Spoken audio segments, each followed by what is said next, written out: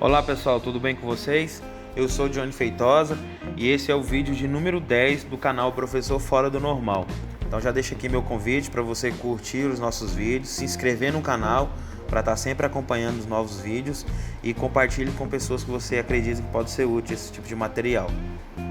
Nesse vídeo a gente vai ter uma aula sobre hidráulica e pneumática. Nós falaremos a respeito dos atuadores, válvulas e alguns dispositivos de alimentação. Então, primeiramente, a gente fala a respeito das três categorias de componentes que a gente encontra nos circuitos hidráulicos e pneumáticos. Então, uma dessas categorias são os atuadores. Os atuadores são os dispositivos responsáveis por realizar os movimentos, seja eles movimento linear ou rotativo. Os dispositivos de comando e controle aqui vão realizar o bloqueio, o direcionamento, controle de pressão e controle de velocidade do fluido dentro das tubulações. As unidades de força são os dispositivos que vão realizar a geração de pressão no fluido, seja o ar comprimido, no caso do sistema pneumático, ou o óleo sob pressão quando você trabalha com o sistema hidráulico. Então, como eu comentei anteriormente, os atuadores são dispositivos que realizam a geração de movimento, e esse movimento ele é gerado através da conversão entre a energia que você tem hidráulica ou a energia pneumática, que é o óleo sob pressão ou o ar comprimido. E nós temos dois tipos de atuadores. Esse atuador ele pode ser um atuador rotativo, que nesse caso nós teremos os motores, ou ele pode ser também um atuador linear, que nesse caso nós temos os cilindros. Então nós temos aqui os motores. Então a gente sabe que ele pode ser tanto pneumático quanto hidráulico. E o objetivo dele é o mesmo de um motor elétrico, gerar um movimento rotativo. No caso do motor hidráulico, aí ele vai receber um óleo sob pressão para gerar esse movimento rotativo, e o motor pneumático ele vai receber o ar comprimido para realizar a geração de pressão. Se o motor for pneumático, a gente vai ter apenas dois terminais. A gente vai ter um terminal que é a entrada e o outro terminal que é a saída de fluido.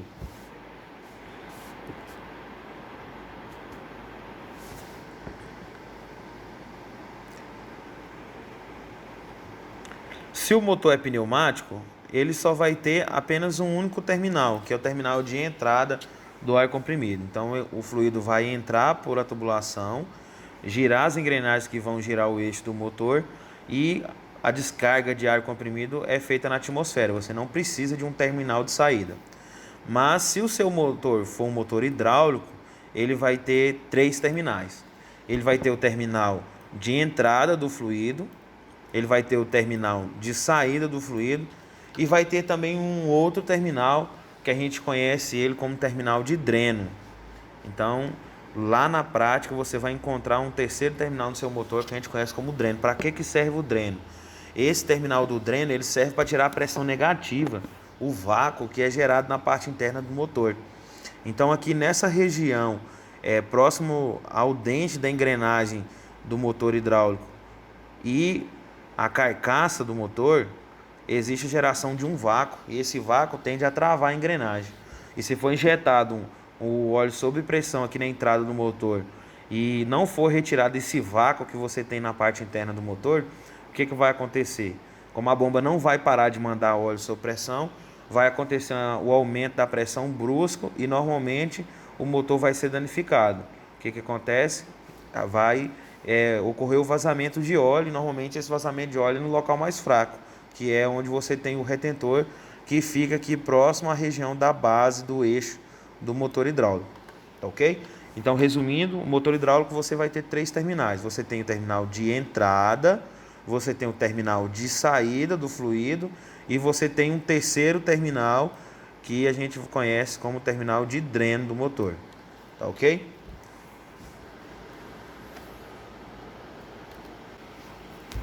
Então aqui nós temos o nosso atuador linear, que é o cilindro.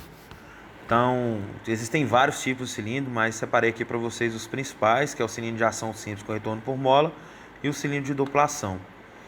As principais partes do cilindro são três, a gente pode listar as três principais. Existem várias pecinhas aí, é claro, mas as três principais para a gente entender o funcionamento são a haste, a camisa e o êmbolo. A haste é o eixo que vai executar o avanço para realizar o acionamento mecânico do que for necessário. A camisa é um cilindro, uma câmara, onde vai ser injetado o fluido sob pressão. E o êmbolo é uma peça que vai ser fixada na haste, que vai executar a movimentação da haste. Se o seu cilindro estiver recuado e ele receber pressão no lado direito, esse êmbolo vai empurrar a haste para a posição de avanço. Se ele estiver avançado, o êmbolo receber o fluido do lado esquerdo, ou seja, na parte dianteira do cilindro, ele vai executar o movimento no sentido contrário, que é o retorno. O cilindro de ação simples com retorno por mola, ele funciona da seguinte maneira. Nós teremos apenas um único terminal para injetar fluido, e quando esse fluido for injetado na parte traseira, ele vai avançar a haste, e depois que for retirada a pressão, a própria mola do cilindro vai fazer ele retornar à posição inicial. Então é muito simples o funcionamento. Injetou o fluido na parte traseira, o êmbolo empurra a haste e a haste vai avançar. Retirou a pressão da parte traseira, a mola faz ele retornar para a posição inicial. Já o cilindro dupla ação, nós vamos ter dois terminais no cilindro. Um na parte traseira para injetar o fluido para ele avançar e o outro na parte dianteira para injetar o fluido para esse cilindro retornar. Se for um cilindro hidráulico, você vai injetar o óleo sob pressão, e se for um cilindro pneumático, você vai injetar o ar comprimido. Então é muito simples o funcionamento desse tipo de atuador. Injetando fluido na parte traseira, ele avança, injetando fluido na parte dianteira, ele vai retornar à posição inicial. E aqui nós temos a simbologia dos dois atuadores. Então é só um retângulo, representando aqui o êmbolo e aqui a haste, e o símbolo da mola, do cilindro de ação simples com retorno por mola, e aqui o cilindro dupla ação, a câmara, o êmbolo, a haste, e os dois terminais que vão representar as entradas de injeção para avançar e a entrada de injeção de fluido para o cilindro recuar. E agora a gente já começa a falar a respeito dos componentes que a gente conhece como válvulas. Então nós temos 4 principais categorias, são as válvulas direcionais, pressão, fluxo e bloqueio. As válvulas direcionais, elas são responsáveis por alterar a direção do fluido dentro do circuito. As válvulas de pressão, como o próprio nome já nos sugere, são utilizadas para regular o nível de pressão do sistema ou proteção. As válvulas de fluxo são utilizadas para regular a velocidade do atuador. E as válvulas de bloqueio, como o próprio nome também já sugere, são utilizadas para permitir ou bloquear a passagem de fluido na tubulação. Então as válvulas direcionais, elas vão ser utilizadas única e exclusivamente para trocar a direção do fluido dentro do circuito. Alterando a direção do fluido dentro do circuito, a gente consegue determinar, por exemplo, se o nosso atuador vai avançar, se ele vai recuar, se ele vai parar na posição que ele se encontra, ou se o seu motor hidráulico vai girar no sentido horário, se ele vai girar no sentido anti-horário, ou se ele vai parar de girar. Essa foto que vocês estão observando na apresentação do slide é uma foto de válvulas hidráulicas. A gente tem aqui válvula hidráulica com acionamento por alavanca, aqui uma válvula hidráulica com acionamento por rolete e outra válvula com acionamento por alavanca. Então, a gente tem vários tipos de acionamentos, mas o objetivo de todas elas é regular o sentido do fluido dentro das tubulações e ou mangueiras do nosso circuito. Então você precisa ter o conhecimento a respeito dessas 4 características para conseguir especificar ou até mesmo reconhecer uma válvula hidráulica ou pneumática da categoria direcional. Identificar as válvulas direcionais é muito simples, só que você precisa prestar bastante atenção nas características que nós falaremos a partir de agora. Mas é muito simples mesmo, pode observar comigo. Então, as válvulas elas são representadas por quadrados. E a primeira regrinha que eu quero passar para vocês é a seguinte: os quadrados eles representam a quantidade de posições que a sua válvula tem. Se a sua válvula tem 2 posições, ela vai ter 2 quadrados. Ou se você tem uma válvula que tem 3 quadrados, a sua válvula vai ter 3 posições. Então é muito simples a primeira regra, não tem nem o que questionar. Então se você tem 2 quadradinhos, 2 posições, 3 quadradinhos, 3 posições, 4 quadradinhos, 4 posições. Então cada quadradinho que você vê na simbologia da válvula representa para você uma posição, que é um dos itens que a gente tem que citar na hora de determinar a nomenclatura da válvula. Além da representação, a gente precisa falar também a respeito das vias e dos bloqueios das válvulas, para a gente conseguir determinar a nomenclatura. Então, a gente tem 2 símbolos que são desenhados dentro dos quadrados das válvulas, que são as vias e os bloqueios. E o que são as vias? As vias são os caminhos, as passagens de fluido que a gente tem dentro da válvula. Quando você injeta o fluido em um terminal e ele sai em outro terminal, significa que você tem uma via. Ou seja, o seu fluido entrou e saiu em outro terminal. Então a representação da via é feita por uma seta, e essa seta representa para nós duas vias. Uma via de entrada e uma via de saída. E nós temos também o bloqueio. O bloqueio é representado por um T pequenininho, e ele representa para a gente apenas uma única via, porque o seu fluido vai entrar, mas ele não vai passar pelo bloqueio que você tem na válvula. Então, pessoal, para a gente conseguir determinar a nomenclatura da válvula, a gente tem que analisar o número de vias e o número de posições, correto? Então, é importante lembrar que o primeiro número é o número de vias e o segundo número é o número de posições. Então, a gente vai ler o nome da válvula, uma válvula, 3, 2 vias, tá ok?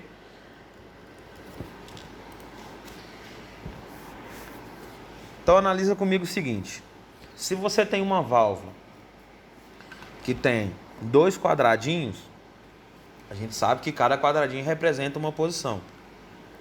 E você tem uma seta e um bloqueio, significa que você terá quantas vias? Você terá 3 vias. Por quê? Porque a gente viu no slide anterior que uma seta representa 2 vias e um bloqueio representa uma via. Então, por isso, 2 mais 1, 3. Então, nós teremos 3 vias e 2 posições. Então, resumindo, o primeiro número é o número de vias e o segundo número é o número de posições. Então, eu vou desenhar para vocês aqui a válvula 3 duas vias. Então, ela é da seguinte maneira. Então aqui eu tenho 2 quadradinhos, que são os quadrados que representam as posições. E aí eu vou ter aqui o meu bloqueio. Tenho aqui o meu bloqueio. E vou ter aqui a minha seta. Essa seta representa para mim 2 vias e o meu T, o meu bloqueio, representa para mim uma via. Mas a simbologia da válvula não está pronta ainda, porque eu preciso desenhar as vias do lado esquerdo. Então, na válvula 3 duas vias, o bloqueio fica nessa posição do lado esquerdo, e a seta, que representa a passagem do fluido e o sentido do fluido, é nessa posição. Então aqui eu tenho uma válvula 3 duas vias. Aí você pergunta para mim: uai, mas por que eu não tenho uma válvula 6 duas vias? Porque aí eu vejo 2 setas e 2 bloqueios. Então 2 por esse, 2 por esse, 4, mais um de cada um bloqueio, 6. A gente só conta a quantidade de vias que a sua válvula tem apenas em uma única posição, ou seja, é apenas um único quadrado. Ou é na posição da direita, ou é na posição da esquerda. Por que a gente faz dessa forma? Porque a sua válvula não tem a capacidade de trabalhar nas duas posições ao mesmo tempo. Ou ela trabalha na posição da direita, ou ela trabalha na posição da esquerda. Não tem como você trabalhar com a válvula nas duas posições ao mesmo tempo. Então, resumindo a observação, você só vai contar a quantidade de setas e bloqueios para determinar a nomenclatura da válvula em uma das posições, em um dos quadrados. Pode ser o da direita ou pode ser o da esquerda. Então, para finalizar essa parte, vou desenhar para vocês aqui mais uma válvula. Vou desenhar a válvula 4 duas vias. Então, como é 4 duas vias, a gente precisa de 2 quadrados, certo? Bacana. E como a gente tem 4 vias, então nós precisamos ter 2 setas. E as setas, elas não podem ser desenhadas aleatoriamente. As nossas setas, elas são desenhadas numa posição ideal. E que posição ideal é essa? Na válvula 4 duas vias, em uma das posições, a gente tem uma seta saindo de baixo e indo para a direita, e a outra seta saindo na parte superior e indo para baixo. E na outra posição a gente tem uma seta saindo de baixo indo para cima e a outra seta saindo de cima e vindo para baixo. Então essa é a nossa válvula 4 duas vias. Por que é a nossa válvula 4 duas vias? Porque o primeiro número é o número de vias, certo? Então eu sei que eu tenho, contando apenas em uma única posição, eu tenho 2 setas, 2 mais 2, 4. Então 4 vias. E o número de posições é o número de quadrados, que é o nosso segundo número. Então, como essa válvula tem 2 quadrados, a gente tem 2 posições. Em relação à numeração dos terminais, a gente tem dois principais padrões de numeração. A gente tem a simbologia ISO, que é a representação por números de cada tipo de terminal, e a DIN, que é por letras. A maioria dos fabricantes de componentes hidráulicos e pneumáticos utilizam para as pneumáticas a ISO, que é a numeração, e para as hidráulicas utiliza a DIN, que são com letras. Então a gente tem vários tipos de terminais nas válvulas direcionais, terminal de pressão. Na válvula pneumática sempre vai ser o número 1 e na válvula hidráulica sempre vai ser a letra P. A gente tem um terminal de exaustão, que é o que realiza o de escape do ar comprimido para a atmosfera, no caso da pneumática 3 e 5. E se você tem uma válvula hidráulica, você não vai jogar esse óleo na atmosfera, o óleo volta para o reservatório da unidade hidráulica. Então ele pode ser letra R, S ou letra T. É mais comum de se encontrar, principalmente quando você tem válvula 4 vias, a letra T, como retorno para o tanque do reservatório. Você tem as saídas, na válvula pneumática são os terminais 2 e 4 e na válvula hidráulica A e B. E as válvulas que são acionadas por fluido, que são as válvulas que nós conhecemos como válvulas pilotadas, ou por ar comprimido ou por óleo, no caso da hidráulica, a gente tem os terminais 10, 12 e 14 se for pneumática e as letras Y e Z se for uma válvula hidráulica.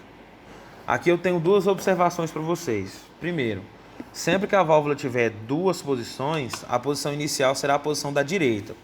Ou seja, a posição inicial é a posição que você vai desenhar as mangueiras conectadas na sua válvula. Então, se você tem duas posições, a posição que você representa os terminais onde serão acopladas as mangueiras serão a posição da direita. Então, fica essa observação. E a outra observação é que os acionamentos das válvulas sempre vão aparecer do lado esquerdo e os retornos sempre vão aparecer do lado direito. Então, se eu tenho uma válvula direcional, então eu tenho aqui duas posições, a válvula mais simples direcional que a gente tem. O seu acionamento vai ser desenhado nesse lado e o seu retorno vai ser desenhado nesse lado, que é o lado direito. Beleza? Então, se eu tiver, por exemplo, um acionamento por solenoide, que a gente vai ver daqui a pouco, ele vai ficar aqui nessa posição, acionamento por solenoide. E se você tem um retorno por mola, a sua mola vai ser desenhada aqui do lado direito. Então, é um acionamento por solenoide e retorno por mola. Ou seja, acionamento do lado esquerdo e retorno do lado direito. Sempre será dessa forma analisar as válvulas direcionais. Aqui nós temos as principais válvulas pneumáticas. Eu gostaria de chamar a atenção de vocês o seguinte: as setas, as setas e os bloqueios não podem ser desenhadas em qualquer posição. Porque algumas pessoas analisam o seguinte: eu tenho uma válvula 3 duas vias, por exemplo, então eu tenho uma seta e tenho um T, ou seja, uma via de passagem e um bloqueio. Então, a pessoa vai lá e desenha de qualquer jeito aqui dentro da posição da válvula, só porque você tem uma seta e um bloqueio não significa que a simbologia dessa válvula esteja correta. Para estar correta a simbologia da válvula, você precisa desenhar na posição adequada, que é exatamente essa que vocês estão observando aqui no nosso slide. Você não pode sair desenhando a válvula em qualquer posição, porque essas setas e bloqueios, elas representam o sentido do fluido, ou seja, o caminho que o fluido vai percorrer dentro do seu diagrama. Se você desenhar a válvula de qualquer maneira, em qualquer posição, você não vai conseguir analisar o funcionamento do circuito, que será uma das nossas próximas aulas. Então, resumindo, você precisa desenhar as setas e os bloqueios das válvulas na mesma posição que vocês estão observando. Aqui nós temos alguns exemplos de válvulas hidráulicas. Se vocês observarem lá nas pneumáticas, os terminais são identificados com números e aqui na hidráulica identificados com letras. Então nós temos a válvula duas vias, válvula 3 duas vias, 4 duas vias, 5 duas vias. E aqui nós temos as válvulas 4 3 vias, 4 3 vias e 4 3 vias. Ou seja, as três últimas válvulas são válvulas 4 3 vias. A única diferença que nós teremos é o tipo do centro dessa válvula. Então nós temos a válvula com centro fechado, ou seja, em nenhum desses terminais do centro vai passar o fluido quando essa válvula estiver na posição do centro. Esse tipo de válvula é utilizada quando você quer parar o seu atuador na posição que ele se encontra, independente se ele esteja com carga ou não. Um exemplo é um elevador hidráulico. Se você tem um elevador hidráulico, ele está fazendo a elevação de uma carga, um peso. Se você coloca a válvula 4 3 vias com centro fechado na posição do meio, o fluido nem entra e nem sai, ou seja, o seu elevador vai parar na posição que ele se encontra. Já a válvula 4-3 vias com centro Y, o Y ele estabelece uma conexão entre o terminal A, o terminal B e o tanque do seu sistema. Então, se você tiver um sistema com carga, você colocar na posição do centro, esse sistema não vai parar na posição que ele se encontra. Ou seja, justamente o oposto da válvula com centro fechado. O objetivo do centro Y é permitir a movimentação do seu atuador, ou seja, a circulação do óleo do terminal A para o B ou do B para o A. E essa interligação com o terminal T do reservatório, ou seja, o tanque, o retorno para o tanque, ela é feita apenas para ser retirada do vácuo, ou seja, a pressão negativa que pode ser gerada com uma eventual movimentação do fluido entre A e B do seu atuador. E a válvula 4-3 vias com centro tandem, ela tem bloqueio nos terminais A e B, ou seja, não permite a passagem do fluido de um para o outro. O seu atuador fica parado na posição que ele se encontra.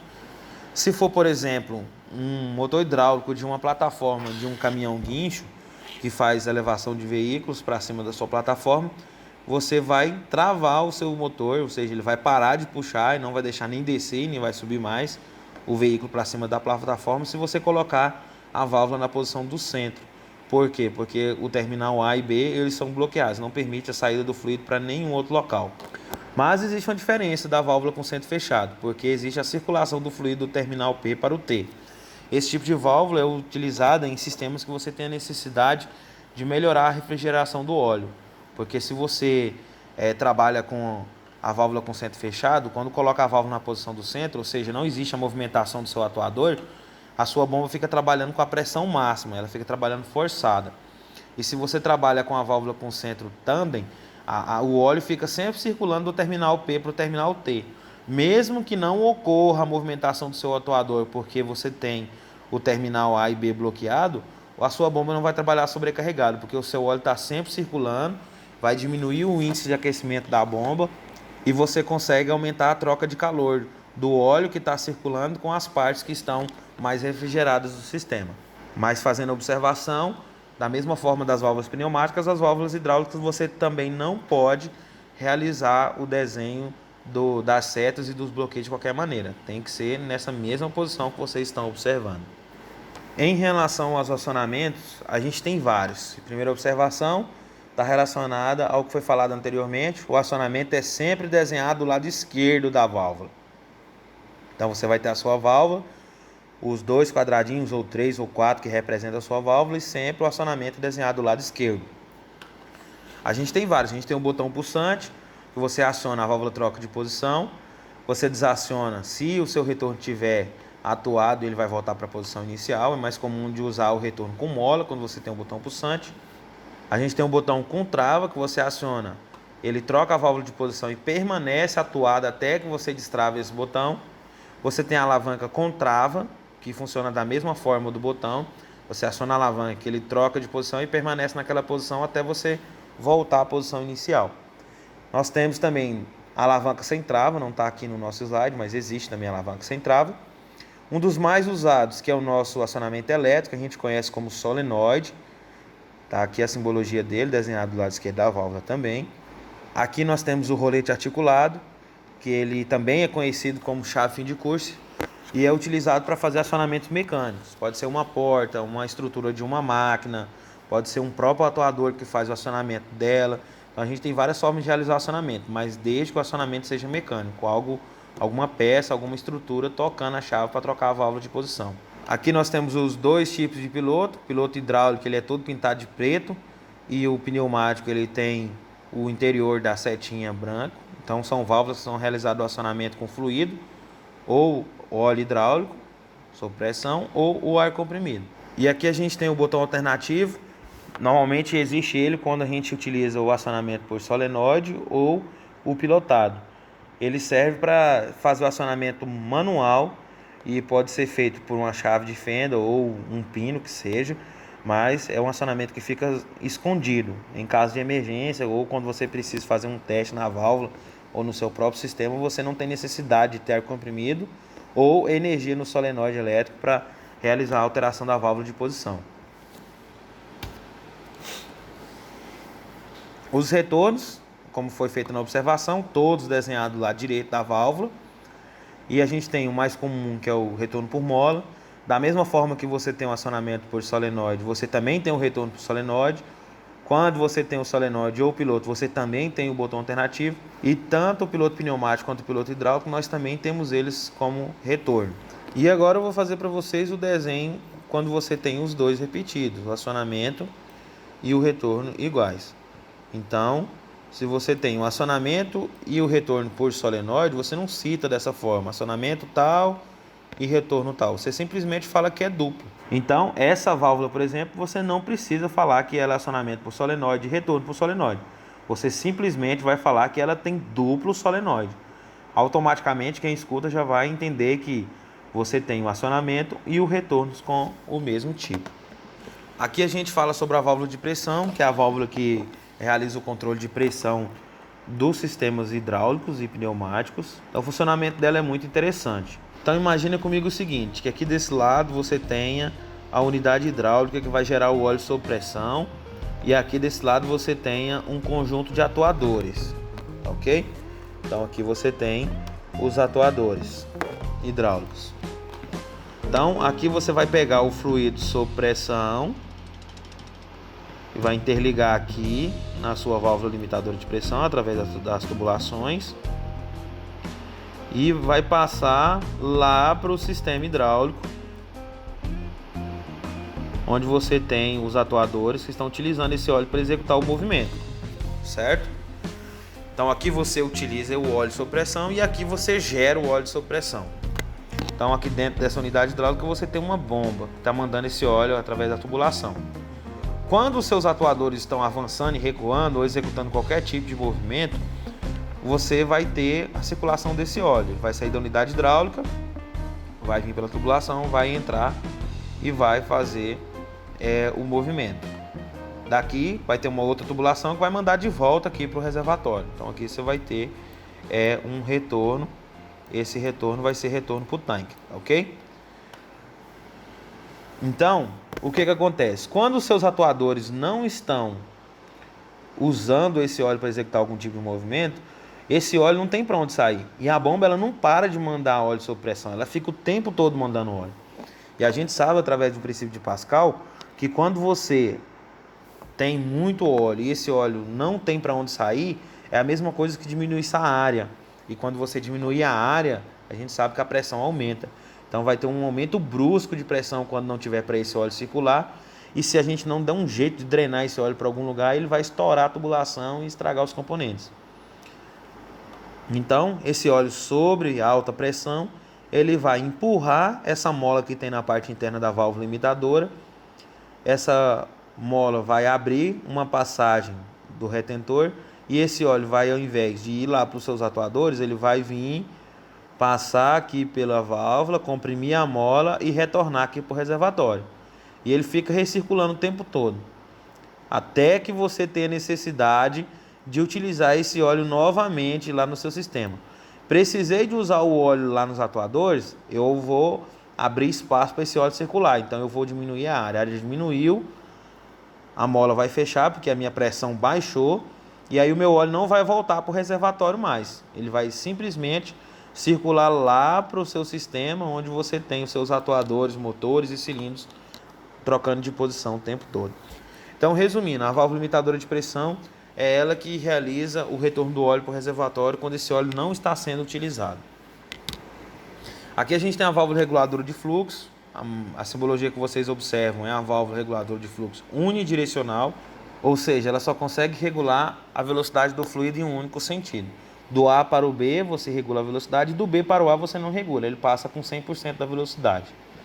Então, como o próprio nome já sugere, a válvula de fluxo é para regular a velocidade dos atuadores, alterando a vazão do fluido dentro da tubulação. Então, a válvula reguladora de fluxo faz isso estrangulando a passagem do fluido através de um regulador. Então, aqui nós temos mais duas válvulas, que são a válvula de bloqueio e a válvula de retenção direcional. A válvula de bloqueio serve para permitir a passagem ou bloquear a circulação de fluido dentro da tubulação. E a válvula de retenção direcional faz isso, só que o tempo todo. A válvula de bloqueio você tem uma chave para você abrir ou fechar a válvula. Já a válvula de retenção unidirecional, ela vai ficar o tempo todo bloqueando a passagem do fluido em um sentido. E aqui nós temos a representação da nossa unidade hidráulica. A unidade hidráulica é responsável por gerar o fluxo de fluido, regular a pressão e armazenar o nosso óleo. Então, os componentes básicos de unidade hidráulica são o reservatório, que é onde vai ser guardado o nosso fluido. A gente tem que ter um motor elétrico para gerar a bomba, porque a gente sabe que a bomba não consegue gerar fluxo de fluido sozinha. Ela gera fluxo de fluido quando ela está girando, mas ela não consegue girar. Para girar ela, a gente tem que ter um motor elétrico. Então, acoplado na bomba, a gente tem um motor elétrico. Então, aqui é o motor elétrico e aqui a gente tem uma bomba. Então, o motor elétrico girou, a bomba gira, tá ok? A gente tem a válvula limitadora de pressão, que é para fazer a regulagem de pressão. Temos os manômetros para fazer as medições. E nessa simbologia a gente tem a representação de todos esses componentes. Então, observa comigo o seguinte.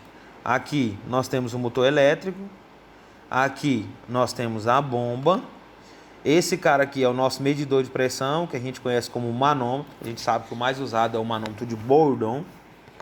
Esse aqui é nossa válvula limitadora de pressão, e esse cara do fundo aqui é a simbologia do nosso reservatório, do nosso tanque. Esse cara aqui e esse também são os nossos retornos para o tanque. E esse aqui é a nossa saída de pressão. Tá ok? E para encerrar a nossa aula de hoje, a gente fala a respeito de alguns componentes de alimentação pneumático também, que é o lubrifiltro, que é um dispositivo utilizado para realizar a regulagem de pressão, a filtragem do ar, a lubrificação e a retiragem de umidade. A gente tem aqui um símbolo que a gente representa a fonte de pressão. Esse símbolo é utilizado, no caso, quando a gente tem tomadas de ar comprimido em uma oficina ou em uma instalação qualquer. Então, cada tomada de ar dessa onde a gente consegue obter o ar comprimido, a gente representa com essa simbologia. E as linhas que a gente vai utilizar para fazer as tubulações dentro do circuito pneumático ou hidráulico, a gente representa da seguinte forma. Se for uma linha de piloto, seja pneumático ou hidráulico, ou uma linha de dreno do motor hidráulico, a gente representa com a linha tracejada. Mas, se for uma linha de trabalho, uma linha onde vai passar fluido para atuar o seu cilindro ou o seu motor hidráulico ou pneumático, é uma linha contínua. Ok?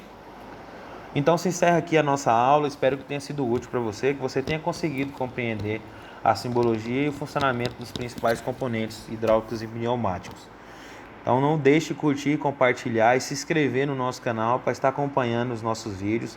Nós teremos outras aulas nessa mesma área. Então forte abraço para vocês e até o próximo vídeo.